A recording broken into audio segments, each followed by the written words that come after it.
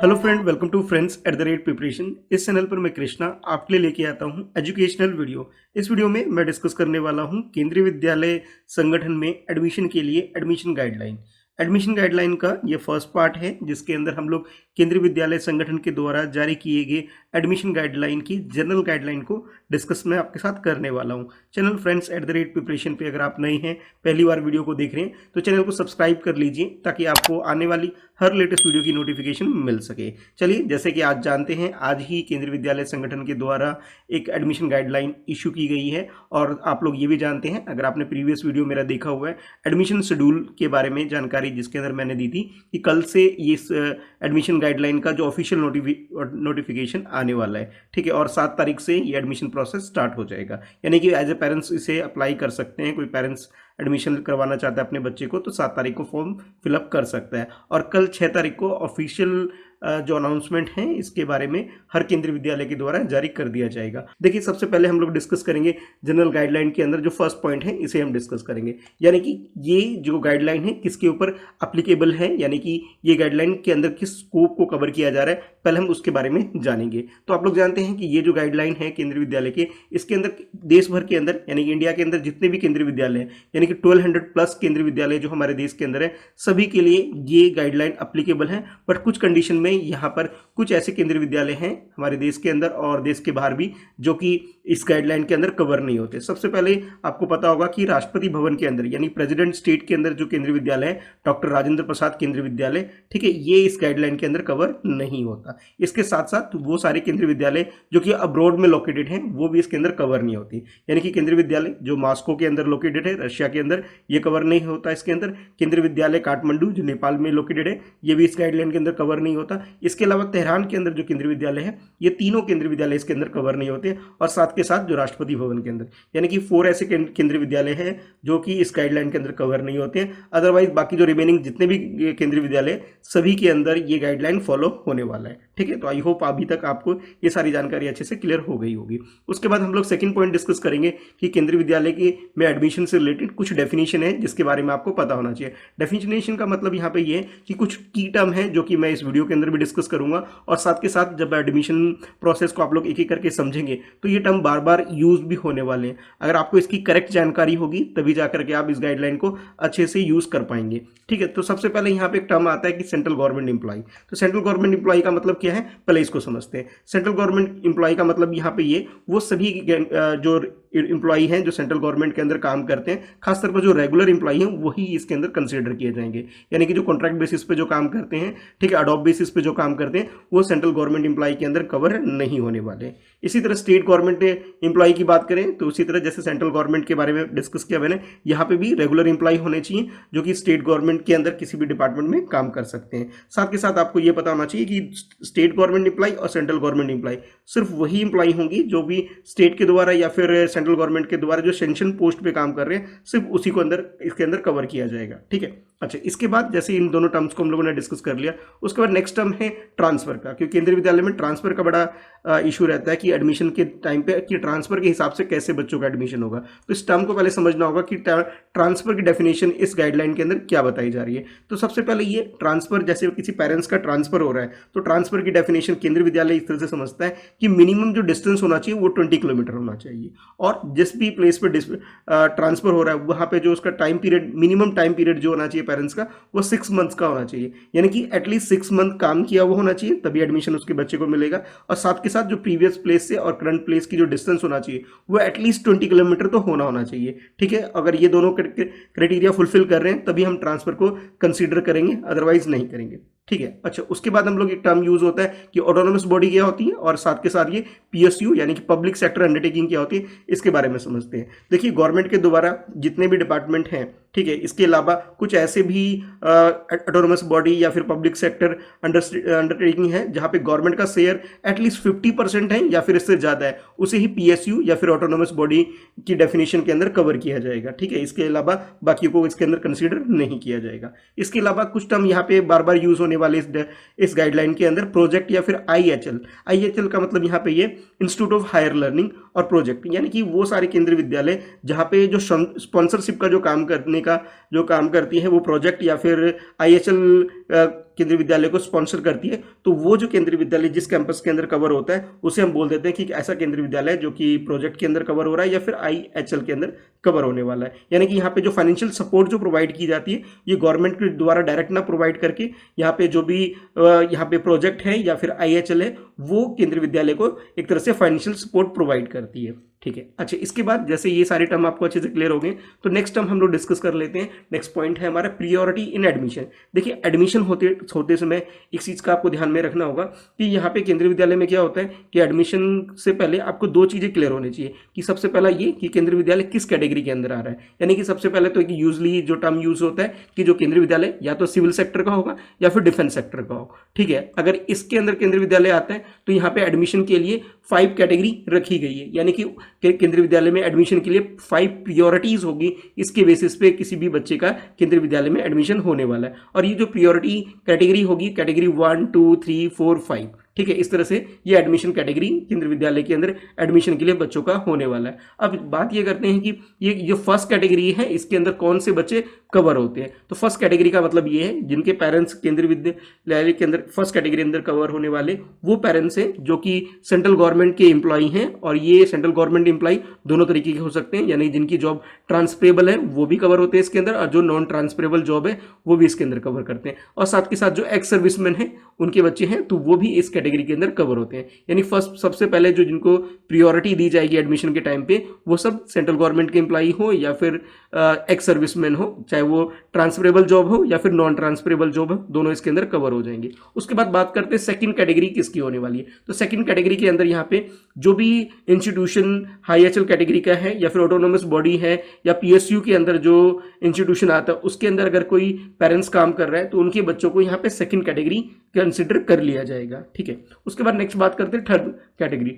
Third category के अंदर state government के जो एम्प्लॉई हों और वो एम्प्लॉई जो होंगे वो ट्रांसफरेबल जॉब वाले भी हो सकते हैं, नॉन ट्रांसफरेबल जॉब वाले भी हो सकते हैं। तो उन एम्प्लॉई के जो बच्चे होंगे उनको एडमिशन के टाइम पे यहाँ पे प्रियोरिटी कैटेगरी 3 यानी कि एडमिशन कैटेगरी 3 के अंदर उनको कंसीडर कर लिया जाएगा। उसके बाद नेक्स्ट है कैटेगरी 4।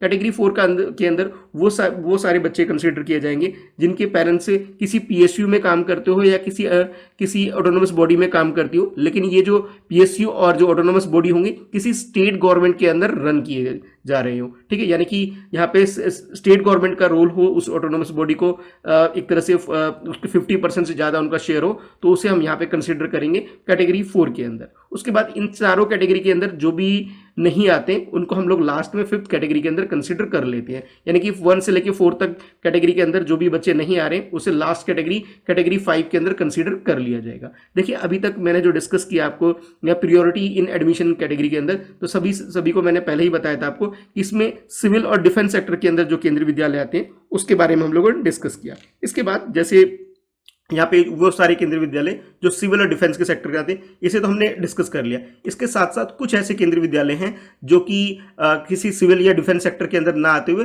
किसी प्रोजेक्ट के अंदर कवर होते हैं। यानी कि यहाँ पे केंद्रीय विद्यालय को एक स्पॉन्सरशिप जो की जाती है किसी पब्लिक सेक्टर अंडरटेकिंग के द्वारा या फिर किसी high institute of higher learning के द्वारा या किसी प्रोजेक्ट के द्वारा जो स्पॉन्सरशिप की जाती है उसे इसके अंदर कवर कर लिया जाता है। तो इसके जो एम्प्लॉई होते हैं यानी जो प्रोजेक्ट के जो एम्प्लॉई होंगे उनको यहाँ पे फर्स्ट कैटेगरी के अंदर कवर कर लिया जाता है। ठीक है, और ये जो एम्प्लॉई होंगे ये कॉन्ट्रेक्चुअल बेसिस पे भी जो हायर किए जाते हैं उनको भी, उनके जो बच्चे हैं उनको भी यहाँ पे फर्स्ट कैटेगरी के अंदर कवर कर लिया जाता है। और साथ के साथ जो उसके रेगुलर एम्प्लॉई होते हैं उनको भी इसके अंदर कवर कर लिया जाता है। यानी कि यहाँ पे टोटल कैटेगरी जो हो जाएगी प्रियोरिटी बेसिस पे 6 कैटेगरी हो जाएगी। सबसे पहले फर्स्ट कैटेगरी के अंदर जो प्रोजेक्ट के जो एम्प्लॉई हैं उनके जो बच्चे हैं उनको एडमिशन सबसे पहले दिया जाएगा। उसके बाद बाकी जो रिमेनिंग 5 कैटेगरी जैसे कि हम लोगों ने सिविल और डिफेंस सेक्टर के अंदर जो भी डिस्कस किया था इसी तरह से 5 कैटेगरी और होने वाली है इसके अंदर, लेकिन वो कैटेगरी 2 3 4 5 और 6 के अंदर कवर हो जाएगा। यानी कि जो सेंट्रल गवर्नमेंट के जो एम्प्लॉई होने वाले हैं,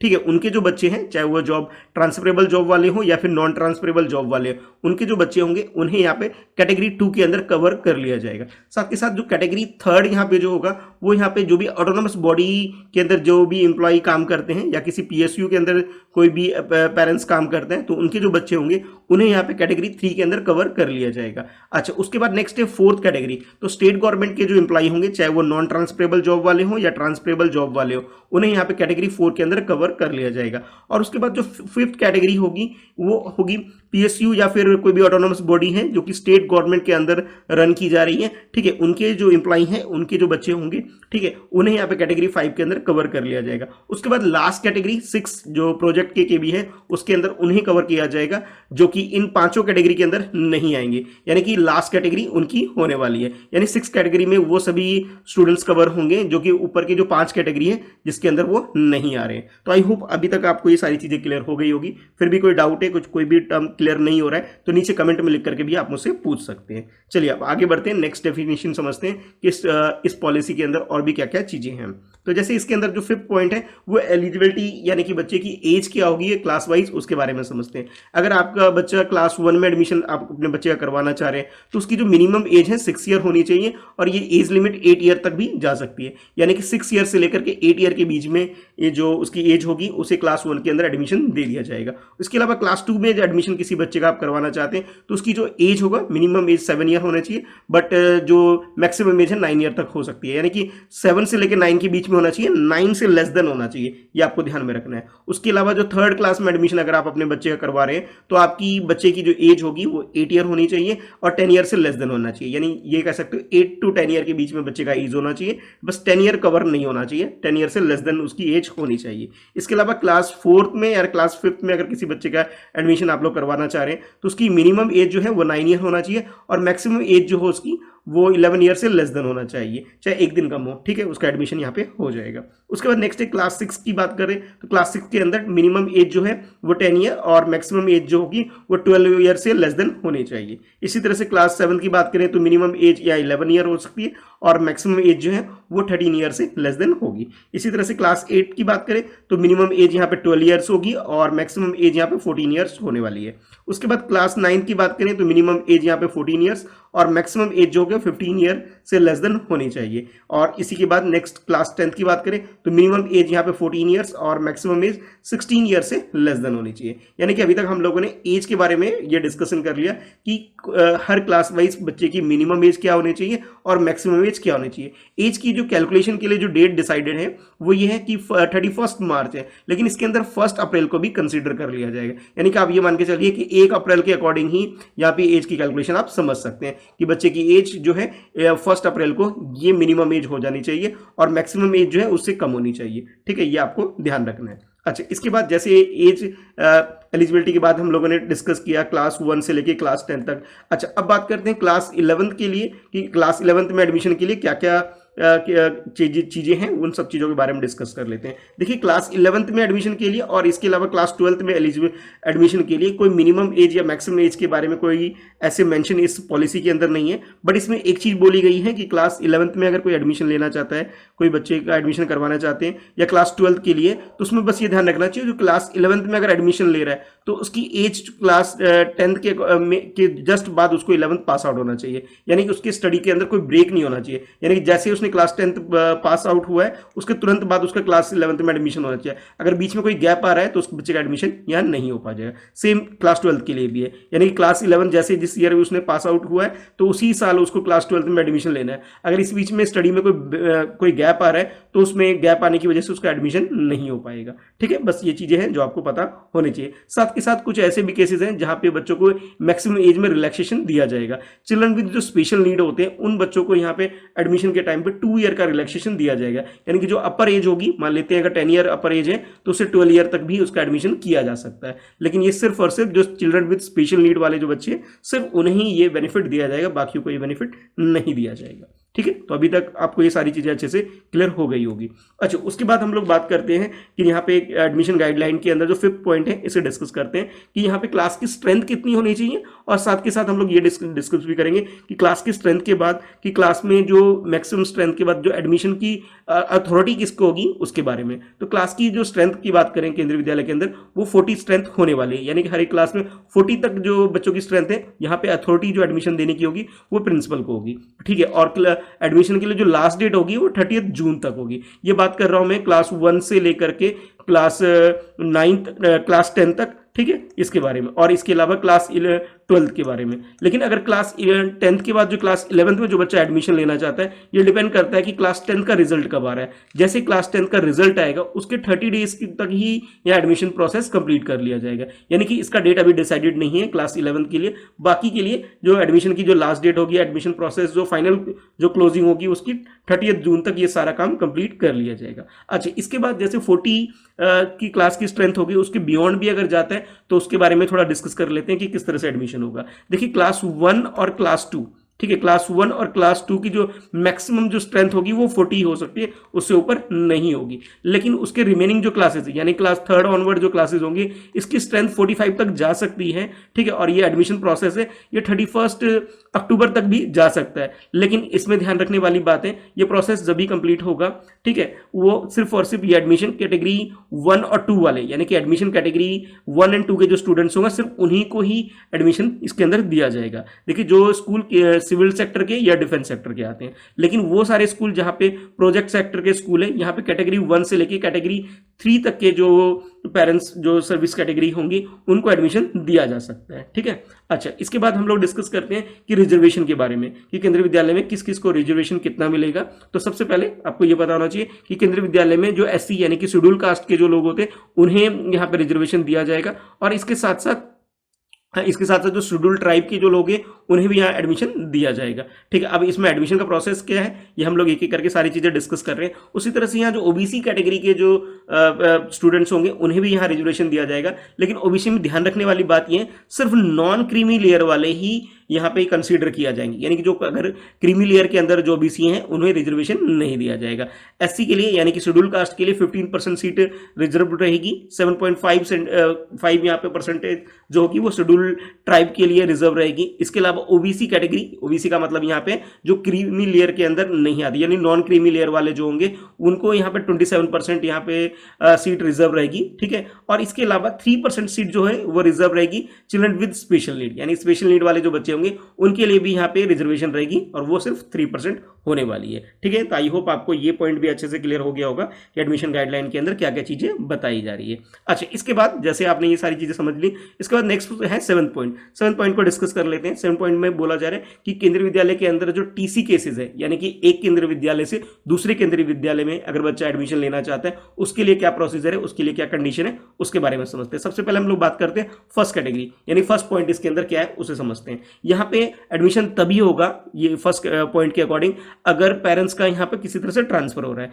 यानी कि यहाँ पे पेरेंट्स का अगर ट्रांसफर की इन्वॉल्वमेंट है, ठीक है। पहले उसके बारे में डिस्कस कर लेते हैं कि यहाँ पे अगर पेरेंट्स का अगर वन प्लेस से दूसरे प्लेस पेरेंट्स अगर शिफ्ट कर रहा है अपने जॉब की वजह से या किसी भी रीजन की वजह से यहाँ अगर शिफ्ट कर रहा है, इस केसेस में बच्चों का एडमिशन हो सकता है, ठीक है। यहाँ पे कैटेगरी 1 से लेके 4 तक के तो उन्हें एडमिशन यहाँ पे दिया जा सकता है। लेकिन जब अगर कैटेगरी 5 की बात करें तो कैटेगरी 5 के लिए यहाँ पे क्या है, सबसे पहले DC से यानी डेप्यूटी कमिश्नर से उसे प्रियोर अप्रूवल लेना पड़ेगा, उसके बाद ही बच्चे का केंद्रीय विद्यालय यानी दूसरे केंद्रीय विद्यालय में एडमिशन हो पाएगा। यानी कि बाकी जैसे कैटेगरी 1 से लेके कैटेगरी 4 तक के जो एडमिशन कैटेगरी के अंदर है, इनका एडमिशन तो पेरेंट्स के ट्रांसफर के अकॉर्डिंग हो जाएगा। लेकिन कैटेगरी 5 के जो है यहाँ पे उनकी DC की अप्रूवल यानी कि डेप्यूटी कमिश्नर जिस भी रीजन के अंदर वो केंद्रीय विद्यालय कवर होता है, अगर उनका अप्रूवल है तो ही एडमिशन हो पाएगा। अच्छा, अगर क्लास की स्ट्रेंथ 50 से बियॉन्ड जाती है तो इस केसेस में बिना डेप्यूटी कमिश्नर के अप्रूवल के एडमिशन नहीं हो पाएगा, ठीक है। ये फर्स्ट पॉइंट यहाँ पे बताया जा रहा है। सेकंड पॉइंट में ये बताया जा रहा है कि जहाँ पे केंद्रीय विद्यालय के अंदर जो एम्प्लॉय ऐसे हैं जो कि किसी डिफेंस सेक्टर के अंदर है या फिर पैरामिलिट्री के फोर्स के अंदर वो रहते हैं, लेकिन उनका पेरेंट्स का ट्रांसफर नहीं हो रहा है, लेकिन पेरेंट्स के ट्रांसफर के बिना भी उनके बच्चों का किसी एक केंद्रीय विद्यालय से दूसरे केंद्रीय विद्यालय के अंदर ट्रांसफर किया जा सकता है, अगर वो पेरेंट्स किसी नक्सल अफेक्टेड एरिया में रहते हैं तो उस केसेस में। और यहाँ पे क्लास की स्ट्रेंथ अगर 50 से बियॉन्ड चली जाती है एडमिशन के टाइम पर, तो यहाँ पे बिना DC यानी डेप्यूटी कमिश्नर के अप्रूवल के एडमिशन नहीं होगा। यानी कि यहाँ पे 50 तक अगर स्ट्रेंथ क्लास रहती है तो यहाँ पे एडमिशन हो सकता है, लेकिन 50 से बियॉन्ड जाएगी तो यहाँ पे डेप्यूटी कमिश्नर के अप्रूवल चाहिए, उसके बाद ही उस बच्चे का एडमिशन यहाँ पे हो पाएगा, अदरवाइज नहीं हो पाएगा। इसके अंदर पेरेंट्स का ट्रांसफर नहीं है, यानी कि पेरेंट्स का ट्रांसफर ना होने की कंडीशन में बच्चे का एडमिशन दूसरे केवी में कैसे हो सकता है, तो इसमें डेप्यूटी कमिश्नर का अगर अप्रूवल है, प्रियोर अप्रूवल है, तो इस केस में बच्चे का एडमिशन हो सकता है दूसरे केंद्रीय विद्यालय में, अदरवाइज नहीं होगा, ठीक है। इसके बाद नेक्स्ट पॉइंट हम लोग डिस्कस करेंगे केंद्रीय विद्यालय के अंदर जो लोकल ट्रांसफर है उसके बारे में, और साथ के साथ चेंज करने के बारे में, शिफ्ट अगर कोई बच्चा चेंज करना चाहता है। देखिए लोकल ट्रांसफर का मीनिंग यहाँ पे ये है किसी एक स्टेशन पे मल्टीपल केबी हो, यानी किसी सिटी के अंदर एक से ज्यादा जब केबी होता है तो बच्चा एक केबी से दूसरे केबी में जाना चाहता है तो उस केस को हम लोग यहाँ पे लोकल ट्रांसफर कंसीडर कर लेते हैं।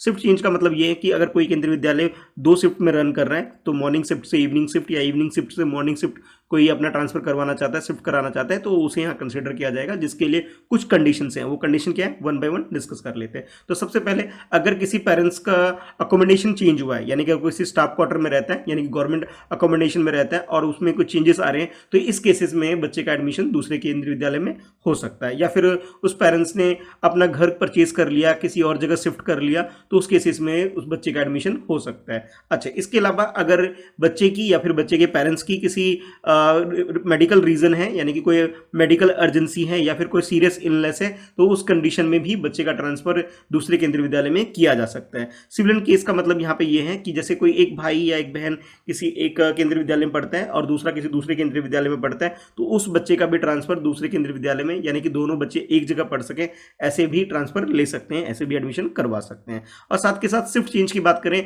तो यहाँ पे ये क्या कि अगर कोई बच्चा मॉर्निंग शिफ्ट में पढ़ता है, उसका भाई या बहन दूसरे शिफ्ट में, यानी उसके सिबलिंग्स दूसरे शिफ्ट में पढ़ते हैं, तो वो किसी एक शिफ्ट में, यानी दोनों मॉर्निंग शिफ्ट में भी आ सकते हैं या दोनों इवनिंग शिफ्ट में भी अपना एडमिशन करवा सकते हैं, यानी कि यहाँ शिफ्ट को चेंज करवा सकते हैं। ठीक है, तो अच्छा, इसके बाद नेक्स्ट हम लोग डिस्कस करेंगे 8 पॉइंट का मतलब यहाँ पे ये कि केंद्रीय विद्यालय के अंदर एडमिशन के लिए अदर बोर्ड या फिर NIOS से जिन्होंने पास आउट हुए या फिर कोई ICSE बोर्ड से अगर पास आउट हुए, उनके बारे एडमिशन के बारे में। तो ये एडमिशन क्लास 11th में वो बच्चे करवा सकते हैं अगर उन्होंने क्लास 10th किसी दूसरे बोर्ड से पास आउट हुए हैं। लेकिन इसमें कंडीशन ये है कि अगर स्कूल के अंदर यानी केंद्रीय विद्यालय के अंदर 40 सीट्स रहती हैं, ठीक है, 46 से लेस देन सीट बच्चों का एडमिशन हो रखा है, सीट अगर अवेलेबल रहती है तो उस केस में ही इनका एडमिशन हो सकता है, अदरवाइज नहीं हो पाएगा। अच्छा, अब बात करते हैं कि क्लास 10th और क्लास 12th में फ्रेश एडमिशन किस तरह से होगा। तो सबसे पहले कंडीशन तो ये है कि जो क्लास की जो स्ट्रेंथ होनी चाहिए वो 50 से बिलो होनी चाहिए। अगर 50 से अबव स्ट्रेंथ होगी तो एडमिशन नहीं हो पाएगा।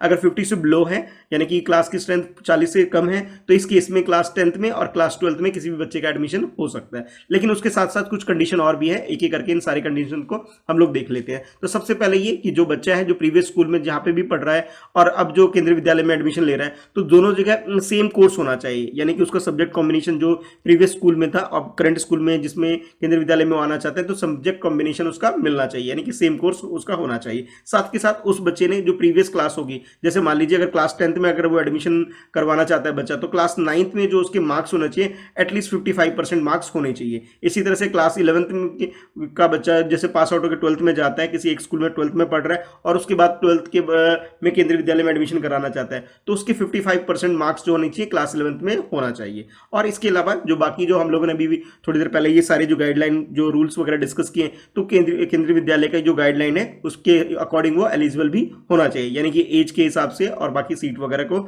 ध्यान में रखते रखते हुए। और इसके अलावा जो सब्जेक्ट कॉम्बिनेशन होना चाहिए वो सेम होना चाहिए, यानी कि केंद्रीय विद्यालय के अंदर जो बच्चा पढ़ना चाहता है और वो जो सब्जेक्ट ऑप्ट करना चाहता है वो सब्जेक्ट कॉम्बिनेशन उस केंद्रीय विद्यालय में होना चाहिए। अगर अवेलेबल होगा तब जाकर के ही उसे यहाँ पे एडमिशन दिया जाएगा। और ध्यान रखने वाली बात यह है, यहाँ पे भी जो प्रियोरिटी कैटेगरी यानी एडमिशन कैटेगरी के अकॉर्डिंग ही यहाँ पे एडमिशन होगा। जहाँ पे कैटेगरी 1 और 2 अगर केंद्रीय विद्यालय सिविल सेक्टर का है या डिफेंस सेक्टर का है, तो यहाँ पे केंद्रीय विद्यालय के अंदर जो कैटेगरी 1 यानी एडमिशन कैटेगरी 1 और एडमिशन कैटेगरी 2 के जो बच्चे होंगे उन्हें यहाँ पे प्रियोरिटी दी जाएगी। अगर कोई केंद्रीय विद्यालय किसी प्रोजेक्ट का है या फिर कोई IHL कैटेगरी के अंदर आता है, तो यहाँ पे कैटेगरी 1, 2 और 3 के अंदर जो बच्चे आते हैं उन्हें पहले प्रियोरिटी दी जाएगी। ठीक है, तो यहाँ तक अब आई होप आपको सारी चीजें अच्छे से क्लियर हो गई होगी। इसके बाद नेक्स्ट जो लास्ट पॉइंट है इस जनरल गाइडलाइन के अंदर वो ये है कि यहाँ पे वेकेंट सीट रह जाती है। सपोज कर लीजिए 30 जून तक भी अगर सीट वेकेंट रह जाती है किसी भी कंडीशन में, तो जो जिस भी केंद्रीय विद्यालय में ये कंडीशन रहती है, उस केंद्रीय विद्यालय के अंदर जो डेप्यूटी कमिश्नर है उनके पास ये पावर होगी कि वो जो रिमेनिंग सीट्स हैं उसके लिए दोबारा से एडमिशन बच्चों का स्टार्ट करवा सकते हैं। और ये एडमिशन प्रोसेस जो होगा 30 जुलाई तक, ठीक है, यानी कि 30 जून वाली जो डेट है उसे एक्सटेंड करके 31 जुलाई तक लेके जाया जा सकता है और ये सीट जो भी है जो वेकेंट रह गई है इसे फिलफिल किया जा सकता है। तो आई होप आपको ये सारे गाइडलाइन के अंदर जो ये पूरे 10 पॉइंट मैंने आपके साथ जो डिस्कस किए, सारी चीज़ें 1 बाय 1 जो डिस्कस किया, ये सारी चीज़ें आपको अच्छे से कवर हो गई होगी, समझ में आ गया होगा। फिर भी कोई डाउट रह गया, कुछ नहीं समझ में आया तो आप कमेंट में नीचे पूछ सकते हैं। इसके अलावा जो नेक्स्ट वीडियो है उसे ज़रूर देखना आपने जिसके अंदर मैंने स्पेशल प्रोविजन यानी कि केंद्रीय विद्यालय के अंदर कुछ स्पेशल प्रोविजन है जिसके अंदर भी बच्चों का एडमिशन करवाया जा सकता है। ठीक है, तो वो उसकी एक वीडियो नेक्स्ट वीडियो है, उस वीडियो को आप जरूर देखिएगा। इसके अलावा एक और वीडियो है जिसके अंदर मैंने जो एडमिशन का जो प्रोसेस है कि किस तरह से प्रोसेस फॉलो होता है एडमिशन का, तो उसकी भी एक सेपरेट वीडियो मैंने बना रखी है। इस वीडियो को भी आप देख सकते हैं। अगर डेट के अकॉर्डिंग यानी कि शेड्यूल वगैरह आपको नहीं पता है कि कब एडमिशन स्टार्ट हो रहे हैं और कब ये एडमिशन कंप्लीट हो जाएंगे, इसके रिगार्डिंग में यानी कि केंद्रीय विद्यालय एडमिशन की जो शेड्यूल से रिलेटेड एक वीडियो मैंने पहले ही अपलोड कर दिया है, जिसका लिंक नीचे डिस्क्रिप्शन में आपको मिल जाएगा। उस वीडियो को देख करके आप ये चेक कर सकते हैं कि एडमिशन कब स्टार्ट हो रहा है, कब कंप्लीट हो रहा है। ठीक है, आई होप आपको ये सारी वीडियो अच्छी लगी होगी। वीडियो को लाइक कर दीजिएगा और चैनल को सब्सक्राइब कर लीजिएगा ताकि आपको आने वाली हर लेटेस्ट वीडियो की नोटिफिकेशन मिल सके। तो thanks for watching, bye bye.